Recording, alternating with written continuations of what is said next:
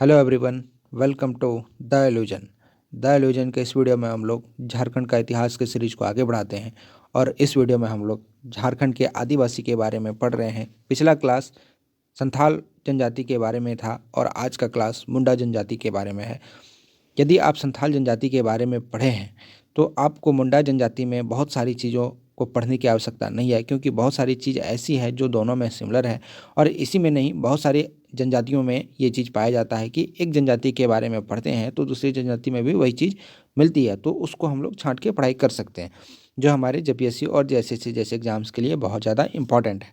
तो आगे बढ़ने से पहले आपके लिए हमेशा 2 क्वेश्चन, इसका आंसर आपको कमेंट बॉक्स में देना है। माल पहाड़िया जनजाति किस प्रकार के श्रेणी में आते हैं? ऑप्शन है कृषक जनजाति, घुमंतु जनजाति, अकृषक जनजाति या शिल्पी जनजाति। इसका ऑप्शन आपके सामने है। इसमें से आपको आंसर देना है कि केवल 1 सही है, या केवल 3 और 4 सही है, या 2 और 3 सही है, या इनमें से सभी सही है। मैं जानना चाहता हूं कि आप में से कितने विद्यार्थी हैं जो इसका आंसर सही दे पाते हैं। अगला क्वेश्चन देखते हैं। सोहराय पर्व, जो झारखंड का एक पर्व है सोहराय पर्व, यह किस माह में मनाया जाता है?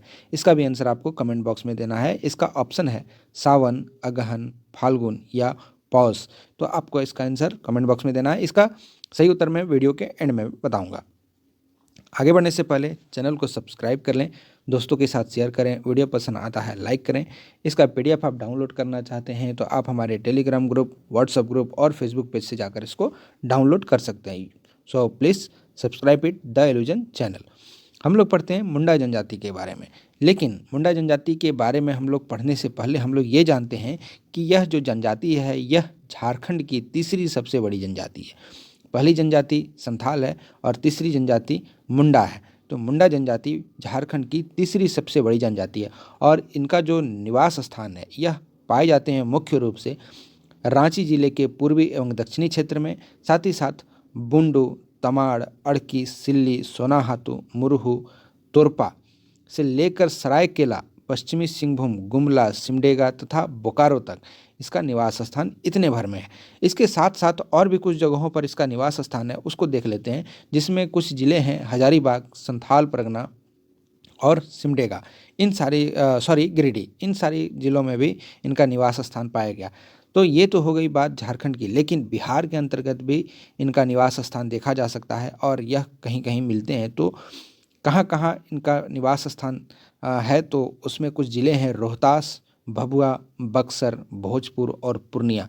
यहाँ भी इनका निवास स्थान पाया गया है। तो आप कह सकते हैं कि बिहार में भी यह मिल रहा है, झारखंड में भी इनका निवास स्थान है, तो इसलिए यह थोड़ा इम्पॉर्टेंट हो जाता है। हम लोग आगे बढ़ते हैं और देखते हैं प्रजाति के बारे में कि जो मुंडा जनजाति है यह किस प्रजाति से बिलोंग करते हैं या फिर किस प्रजाति से संबंध रखते हैं। तो यह है प्रोटो ऑस्ट्रेलाइड ग्रुप से यह बिलोंग करते हैं। और जो यह भाषा बोलते हैं यह ऑस्ट्रो एशियाटिक परिवार या समूह की भाषा बोलते हैं और इसकी भाषा को मुंडरी कहते हैं। ये सदानी भाषा भी बोलते हैं और मुंडा की भाषा को होडोजगर भी कहते हैं। तो आपको ये सारी बातें याद रखनी है। मुंडा जनजाति के से संबंधित ऐतिहासिक प्रमाण से यह पता चलता है कि यह जनजाति झारखंड में उत्तरी पश्चिमी भारत से भ्रमण काल में आए थे यहाँ पर, या भ्रमण करते हुए यहाँ पर आ गए थे और आकर यह छोटा नागपुर के पठार में बस गए थे। बाद में जब आर्य आए थे तो बहुत सारा उसमें इन्वेड हुआ था और जो भी इसमें कहानी है ये मैंने पिछले क्लास में बताया हुआ है। यदि आप उस वीडियो को देखना चाहते हैं तो आप उस वीडियो को जाकर देखें। मैं बहुत सारा डिटेल्स इसमें नहीं बता सकता हूँ क्योंकि ये वीडियो बहुत लेंदी हो जाएगा, तो आप जाकर प्लीज़ उसको देख लें, और नहीं तो आप इससे भी काम चला सकते हैं। अब आते हैं हम लोग सामाजिक स्थिति पर। मुंडाओं के सामाजिक जीवन में परिवार जो है यह सबसे छोटी इकाई होती है। यह हम लोगों ने पढ़ा था संथाल जनजाति के भी टॉपिक में। तो आप देख सकते हैं कि यहाँ पर ये चीज़ सिमिलर यहाँ लिखा गया है कि मुंडा समाज में जो इसका जीवन जो यापन होता है उसमें परिवार सबसे छोटी इकाई होती है।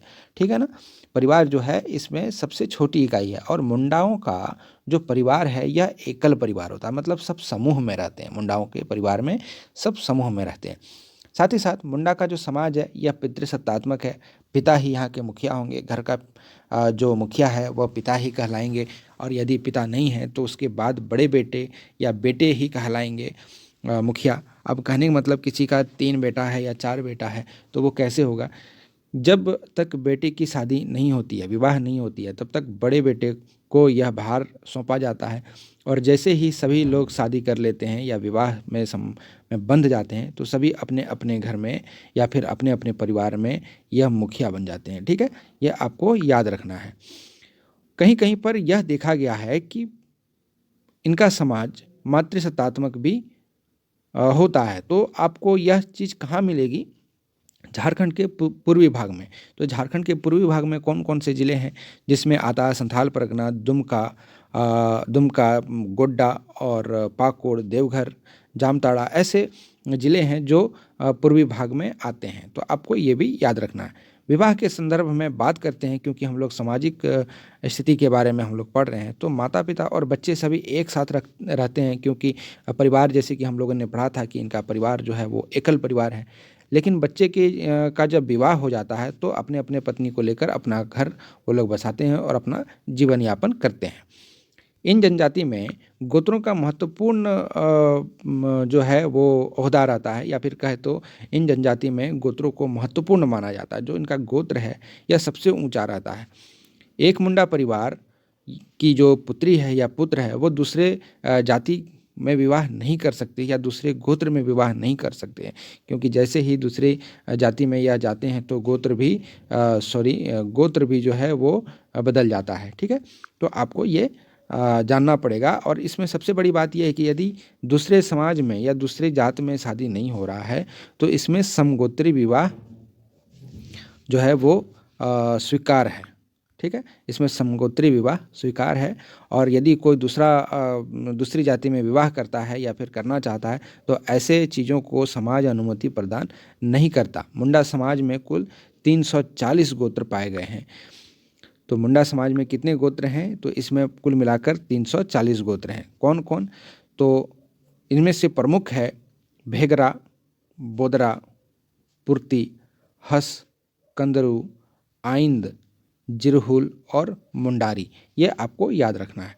चलिए हम लोग आगे बढ़ते हैं और जानते हैं मुंडा समाज में कोई जन्म लेता है तो उनका क्या उनके साथ कैसा, मतलब उस समय क्या माहौल रहता है। जब कोई जन्म उत्सव हो तो उसको यह महत्वपूर्ण माना जाता है और इस त्यौहार को वो लोग आनंदमयी रूप से मनाते हैं।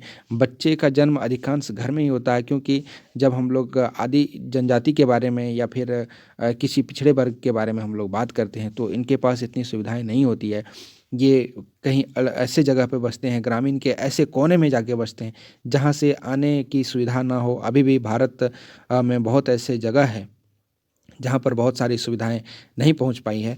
खैर, सरकार की मदद तो है ही, और कहीं कहीं ऐसा भी होता है कि ग्राम में जो सहिया हो या आंगनबाड़ी सहायिका हो, इन सभी के द्वारा इन सभी को मदद पहुँचाया जाता है।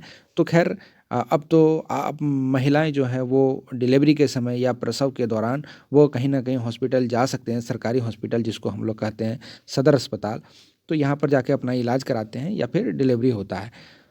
हम लोग आगे बढ़ते हैं। जब माँ एक बच्चे को जन्म देती है तो दूध जो उनका होता है, स्तनपान जिसको हम कहते हैं, बच्चे जो दूध पीते हैं, तो वो दूध को पहले भूमि पर गिराया जाता है, बाद में बच्चे को दूध पिलाया जाता है। ये इनकी प्रथा में शामिल है। और देखते हैं हम लोग कि क्या क्या है इस समाज में। तो इस समाज में प्रत्येक गांव में एक मुखिया होता है और मुखिया को मुंडा कहते हैं। मुंडा और मानकी जो है, इनका पद जो है यह वंशानुगत होता है। यदि मुंडा है और यदि एक व्यक्ति मुंडा है या मानकी है और उनका देहांत हो जाता है किसी कारणवश, तो उसके बेटे को इस पद पे बैठाया जाएगा। तो इस तरीके से यह पद जो है यह वंशानुगत पद हो जाता है। आर्थिक स्थिति की बात करें तो मुंडाओं का जो भोजन है वह मुख्य रूप से चावल, मड़ुआ, मक्का और मूलकंद है। मूलकंद में फल मूल ये सब चीज़ें, चावल और मड़ुआ ये तो प्रधान है।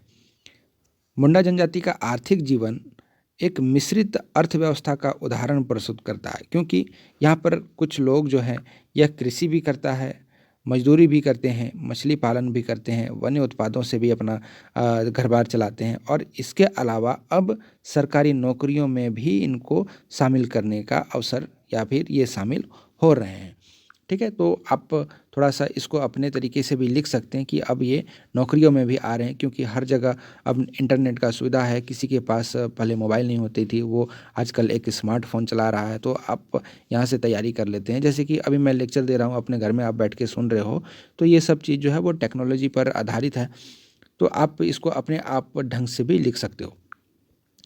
मुंडा जनजाति के पास दो प्रकार की भूमि होती है। पहला जो है यह है दोन और टांड। जो दोन होता है ये बड़े बड़े खेत होते हैं, जिसको झारखंड में क्या कहा जाता है, हाँ उसको कहा जाता है डाबर। ठीक है, उसको कहा जाता है डाबर। जो बहुत बड़ा खेत हो उसको हम लोग कहते हैं यहाँ पर डाबर। तो डाबर जो है, इसमें क्या किया जाता है, बड़े बड़े खेतों में धान की खेती की जाती है, क्योंकि यहाँ पर सिंचाई की व्यवस्था पूर्ण रूप से रहती है। तो यहाँ पर पानी का कोई दुख नहीं होता है या कोई कमी नहीं होता है, तो इसमें धान की खेती बहुत ज़्यादा होती है। और टाँड़ जो है यह एक तरह का बारी कहते हैं इसको, बारी। ये छोटे छोटे होते हैं और परती टाइप के होते हैं, ऊंचे ऊंचे रहते हैं, इसमें गड्ढे नहीं होते हैं ज़्यादा। तो आप कह सकते हैं कि यहाँ पर पानी यदि पड़े या फिर पानी इसमें डाला जाए तो पानी यहाँ पर रुकेगा नहीं, ये बह जाएगा। तो इसलिए टाँड़ जो है यह, इसको बारी कहा जाता है। और यहाँ पर मक्का, कुर्थी, कोदो, अरहर और इसी तरीके के फसल जो है ये उगाए जाते हैं, क्योंकि इनमें कुछ दाल भी है, जैसे कुर्थी है, यह दाल है, अरहर दाल है, और मक्का, मक्का कहे तो ये भुट्टा है। तो इन सभी चीज़ों में उतनी पानी की ज़रूरत नहीं होती है, इसलिए ये बारी में उगाए जा सकते हैं। ठीक है, आगे देखते हैं धार्मिक स्थिति को। धार्मिक स्थिति की बात करें तो जैसे कि इनका आर्थिक जीवन जैसे चल रहा था ये मिश्रित रूप से, वैसे ही धार्मिक जीवन इनका मिश्रित है।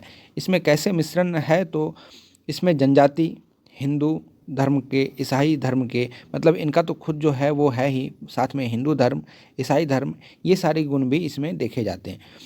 मुंडाओं के जो युवा गृह होते हैं उसको गिती ओड़ा कहते हैं। ठीक है, गिती ओड़ा किसे कहा जाता है, मुंडाओं के युवा गृह को गिती गोड़ा कहा जाता है। सिंहभोंगा जो है इनका सर्वोच्च देवता है, यह बहुत ज़्यादा इंपॉर्टेंट है, ये हर परीक्षा में मोटा मोटी तौर पे देखा जाता है कि ये पूछ दिया जाता है। ग्राम देवता जो है इनमें कुछ हैं दिसौली, जाहेर बुरी, चांदी बोंगा और हुतू बोंगा।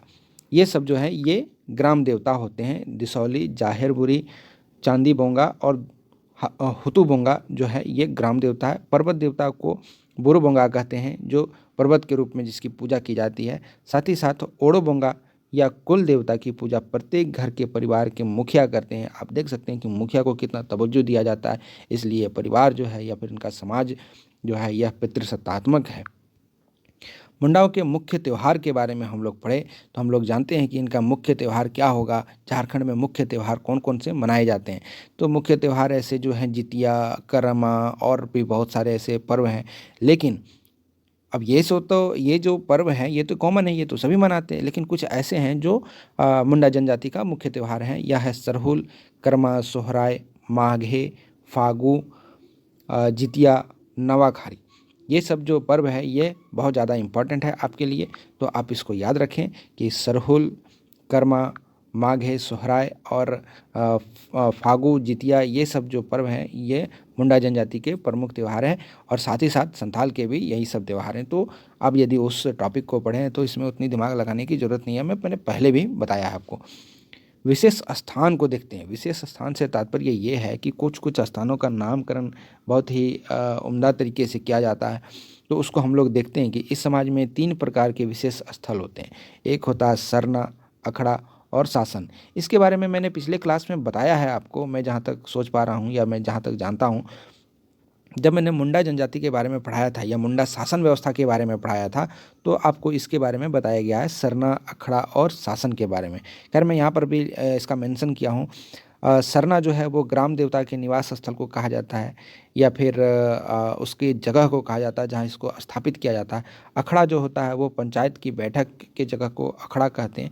और शासन जो है यह समाधि स्थल को कहते हैं, मतलब शमशान घाट को कहते हैं।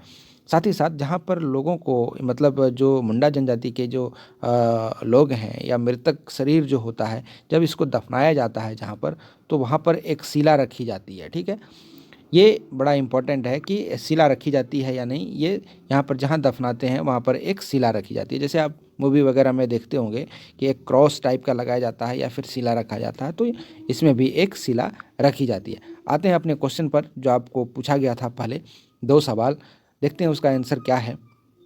मालपहाड़िया जनजाति किस प्रकार की श्रेणी में आते हैं? तो इसका ऑप्शन जो है दोस्तों यह होगा कृषक और जनजाति जो है यह नहीं होगा। शिल्पी जनजाति जो है यह भी नहीं होगा। इसका ऑप्शन जो है यह होगा 2 और 3, यह घुमंतु भी है और अकृषक भी है, क्योंकि ये घूमने में ज़्यादा रोचक है, इसलिए खैर आप अपने तरीके से इसको याद कर सकते हो। तो इसका जो आंसर हो जाएगा वो होगा केवल 2 और 3, मतलब घुमंतु और अकृषक जनजाति। आइए अगला क्वेश्चन देखते हैं उसका सही आंसर। सोहराय पर्व जो झारखंड में मनाया जाता है यह पौष महीने में मनाया जाता है। तो मैं आशा करता हूँ कि आपने सही उत्तर दिया होगा। खैर आज का टॉपिक इतना ही था। Thank you for listening, God bless you all. और यदि आपको ये लेक्चर अच्छा लगा तो ज़रूर इसको लाइक करें। Thank you for listening, God bless you all.